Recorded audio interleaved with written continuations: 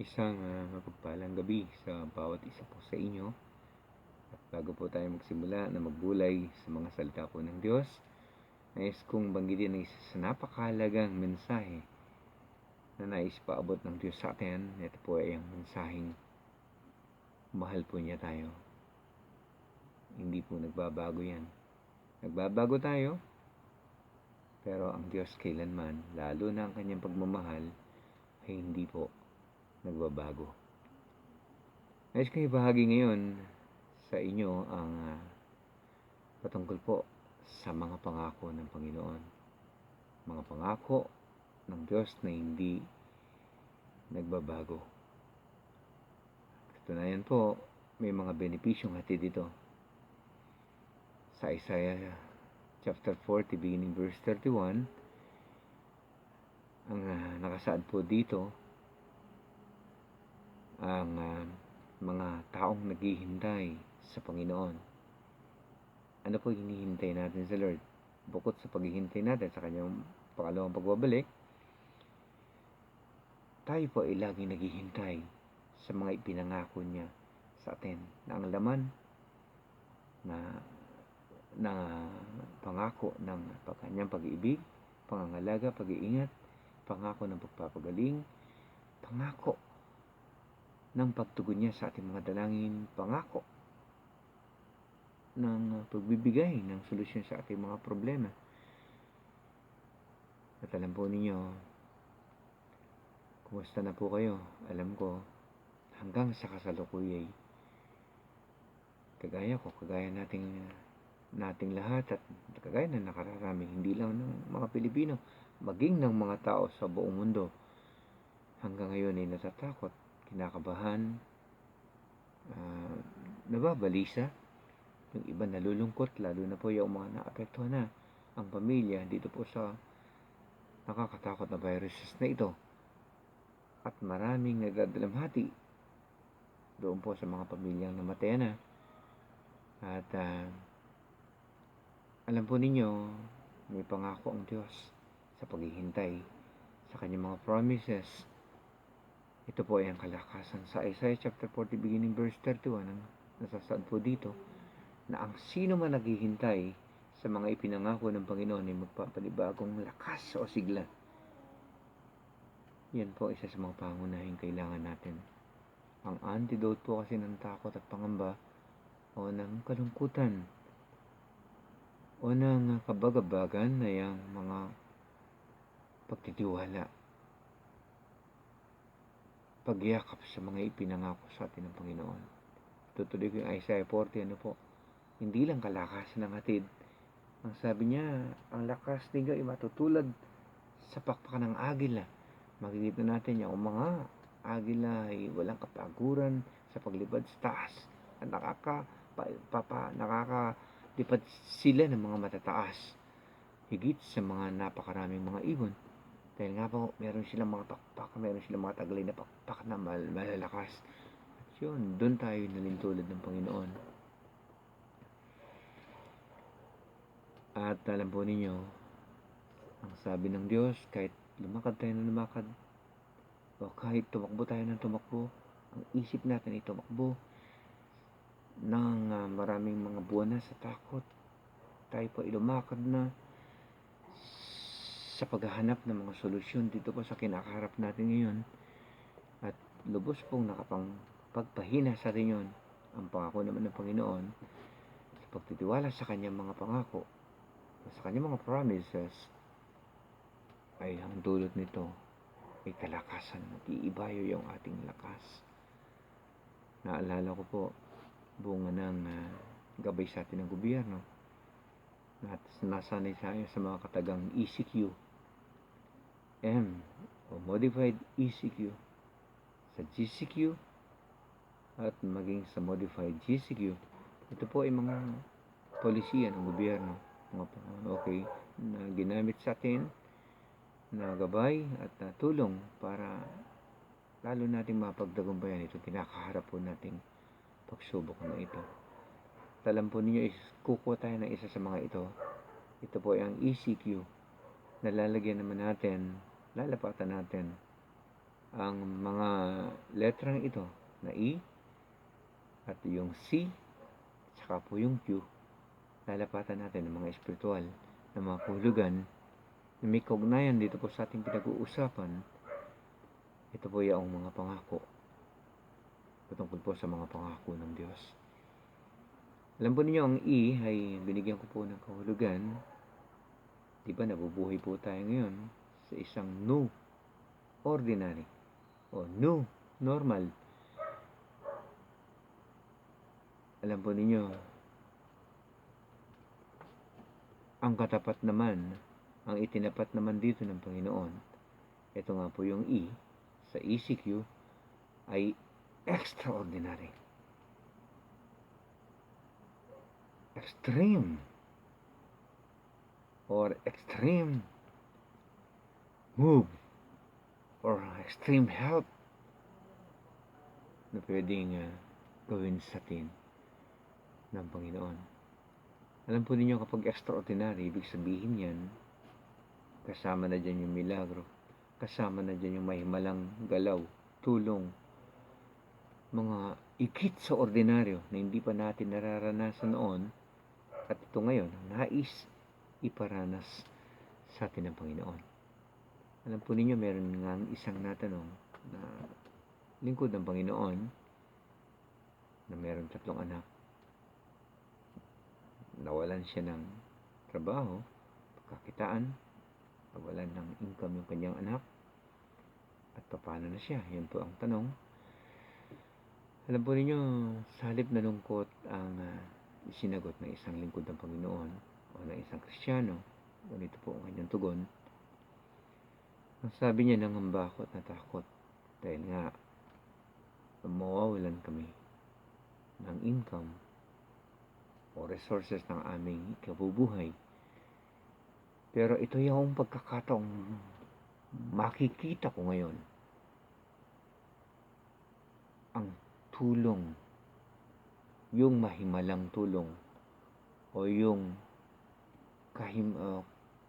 yung extreme o yung makabagong tulong o yung extraordinary help o yung tulong ng Panginoon sa amin at sa akin. Alam po ninyo, meron namang tinatanong na nanghihina na ang pananampalataya. Hindi po natin maiwasan yan kapag dumaranas tayo ng pagsubok. Kasabay nun ay bumabagsak ang ating pagtitiwala at pananampalataya sa Diyos dahil nakapokus tayo sa ating kahirapang nararanasan. Ang sagot kalimitan ng mga taong ganito ay hirap na kami. Paano na kami? Ano na gagawin namin? Maghihirap na kami. Kakaiba po sa tugon ng isang taong mayroong pananampalataya na umaasa sa mga ipinangako ng Diyos, na umaasa sa mga extreme or extraordinary na kayang gawin ng Diyos. Alam po ninyo, sa Jeremiah 33, beginning verse 3, ay binanggit ng Diyos. Sabi niya dito, tumawag kayo sa akin at ako ay tutugon. Pero meron pong kadugtong.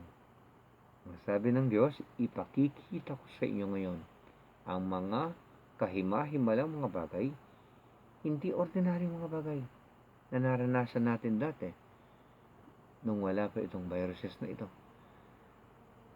Kahima-himalang bagay na hindi ninyo halos lubos maunawaan. Ibig sabihin, eto na ngayon, yaong sa is extreme move, extreme ways, extreme strategies, extraordinary helps, extraordinary move, extraordinary ways ni Lord na gagawin niya, itutulong sa sitwasyon natin. Naalala ko ang mga Israelita nung na panahong nasa Ehipto sila at alipin doon, more or less milyon na ang bilang nila. Through Moses, sa hirap na dinadanas nila, pang-api, yung iba pinapatay, hirap ng ipinagagawa sa kanila araw at gabi, dumadaing sila sa Diyos, tumatawag sila sa Panginoon. Alam po ninyo, yung tugon ng Panginoon, extreme. Kasi nga, napakasama nung pinuno ng Ehipto, ng Paraon, nung panahong yun na sumasakop sa kanila. Pero alam po ninyo, nagpakita ng extreme ways o extreme move o extraordinary move ang Panginoon. Po ginawa niya, iba't ibang klase ng salot ang ipinakita ng Panginoon, iba't ibang klaseng himala ang ipinakita ng Panginoon para sila ay mailigtas. Alam po ninyo, sa hirap na dinadanas natin ngayon, ganun din ang gagawin ng Panginoon sa atin.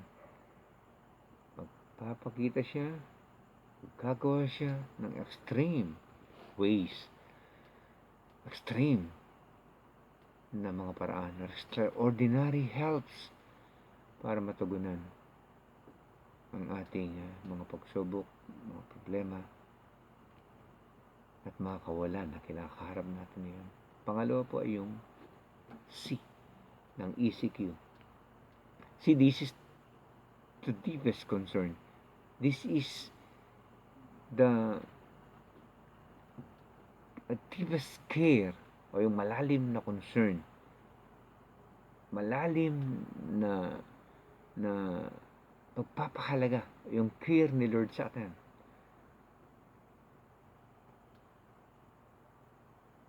At purihin ng Panginoon. Alam po ninyo sa Matthew 11:28, pinatunayan ito ng Panginoon. Sabi niya, magsagparito kayo sa akin, kayong lahat na nangapapagal at nabibigat ang luba at kayo aking pagpapahingain. Tingnan niyo kung sino ang main concern niya sa talatang ito. Sino po ang main concern niya? Yaong mga nabibigatan, may mga pagsubok, may mga problema, mga nawalan ng mahal sa buhay, mga halos nawawalan na ng pagkain, mga napapagal at nabibigatan sa kanilang mga pagsubok. Sila ang main concern o isa sa mga pangunahing iniimbitahan dito ng Panginoon. Halika kayo, magsiparito kayo sa akin.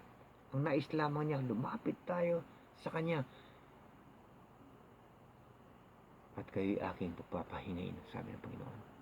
Kapag gumaling ka, mapapahinga ka. Kapag nagkaroon ka, kapag nabigyan ng solusyon, nagkakulangan mo sa pagkain, material na bagay, pinansyal na bagay, mapapahinga ka. Kapag ang covering ni Lord ay sumaiyo, mapapahinga ka. Yan ang ibig sabihin ni Lord. Sino ang pangunahing concern niya sa Matthew 11:28? Iniimbitahan niya, pangunahin tayo. Kaya nga, this is the deepest, yung C is the deep concern, the deepest concern ni Lord sa bawat isa sa atin. So, yung E is the extreme move, yung C, yung malalim na concern sa atin ng Panginoon. Actually po, concern talaga sa atin si Lord. Nung mapapahamak tayo sa impyerno, ano po ginawa niya? Sa Romans 8:32. Hindi niya pinahintulot na mapunta tayo sa impyerno. Pagkus siya po ang nagpakahirap, ibinigay niya ang kanyang bugtong na anak. Hindi niya ipinagkait. Romans 8:32. Yung anak niya, hindi niya naipagkait nung iligtas tayo sa tiyak na kapahamakan sa impyerno. Ano po? How much more itong mga bagay na ito kumpara sa kapangyarihan ng Panginoon, maliliit ang mga bagay, malalaking bagay para sa atin, kagalingan, pinansyal, material, pangangalaga at pag-iingat, kapayapaan, kaya itong ibigay ng Panginoon dahil pinatunayan niya ito nung ibigay niya ang kanyang bugtong na anak. Yung anak nga niya, na ibigay niya, ito pa kaya. Romans 8:32. Ganyan, concern si Lord sa atin. Alam po ninyo, isa pa sa ECQ, yung East extreme, yung kamangha-mangha, galaw at tulong ni Lord sa atin. That's why it is extraordinary. Yung C is the deepest concern, yung concern ni Lord, yung care, yung pangangalaga sa atin ng Panginoon. This is the C. And yung Q, this is the quick response sa panalangin mo sa Panginoon. Ito yung quick rescue sa paghingi mo ng pagsagip at paghingi mo ng tulong sa Kanya. Alam po ninyo, naalala ko si Pedro. Walang pagkakaiba sa sinabi ng Acts 2:21. For those who call upon the name of the Lord will be saved. Na sino mang tumatawag sa pangalan ng Panginoon ay maliligtas. Nakita ni Pedro na lumalakad sa tubig ang Panginoon. Sabi niya, Panginoon, gusto ko rin makalakad sa tubig. Ang sabi naman ng Panginoon, susali ka. At nakalakad nga si Pedro sa tubig. Pero hinampas siya ng alon, ng malakas na hangin, napatingin siya doon, unti-unti siyang lumubog. At nung lumulubog na siya, sinabi niya, tumawag siya sa Panginoon sa mabilis na tawag, Panginoon, lumulubog ako, sagipin niyo ako, tulungan mo ako, lumulubog ako, sagipin mo ako. In a quick response, napakabilis, in a quick rescue, nandun ka agad ang kamay ng Panginoon upang ihaw si Pedro sa pagkakalunod. Alam po ninyo, ang buhay natin sa kasalukuyan, itong bunga nitong COVID-19 na ito, o ang buhay na napakaraming tao sa buong mundo, alam po ninyo, ay tila pupunta na tayo sa pagkalunod at nangangailangan tayo ng pagsagip. At nandyan si Lord para ang mabilis na pagsagip niya, yung quick rescue niya, yung quick response niya, yung mabilis niyang pagtugon, and then quick rescue ay pagkakaloob para sa atin. Yan po yung ECQ. Ganun tayo kamahal ng Panginoon. Hindi niya tayo iiwan, hindi pababayaan na. Psalms 91, beginning verse 1 to 3. Sabi niya, kung sino man ang nagtitiwala, ang didepende sa Panginoon, o ang ginawang tagapagtanggol ay ang Panginoon, o ang ginawang tanggulan, o ginawang tagatulong ay ang Panginoon, ay iingatan niya, i-rescue niya sa anumang mga salat, sa anumang mga panganib. Mga pangako po yan ng Panginoon. Minsan pa, kailangan po ang tugon din natin sa Lord ay ECQ rin. Bigyan natin ng response si Lord naman sa ECQ. There's extreme concern at quick response niya para sa atin. Yung response natin ay ECQ din. We need to enhance. Yung natin ay enhance our communion to Him in equality way. Not a quantity, but a quality way. ECQ rin dapat ang response natin sa Kanya. We need to enhance, palawakin natin yung ating communion in a quality way. Yan lang hinihintay ni Lord sa atin. Minsan pa, mahal po tayo ng ating Panginoon. Nais kong manalangin sa isang maikling panalangin. Pagpalain mo, Lord, ang lahat ng naapektuhan sa COVID-19, kagalingan, mas healing po para sa mga naapektuhan. Lord, comfort and peace dito po sa mga namatayan at tibay tatag na at pananampalataya sa aming lahat. Lord,